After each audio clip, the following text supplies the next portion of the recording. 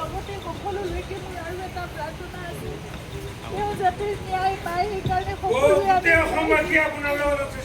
সেইকাৰণে প্ৰতিদিনে hashtag justice for Zubeen Garg সকলোৱে লিখিব এবাৰ আৰু সকলোৱে ন্যায় প্ৰাৰ্থনা কৰিব। সদায় যি হৈছিল আমি জানিব লাগে, সেইটোৱে কথা। আজিলৈকে জনা নাই কি হ'ল, 22টা দিন পাৰ হ'ল, আজিলৈকে আমি নাজানো কি ঘটনা ঘটি গ'ল।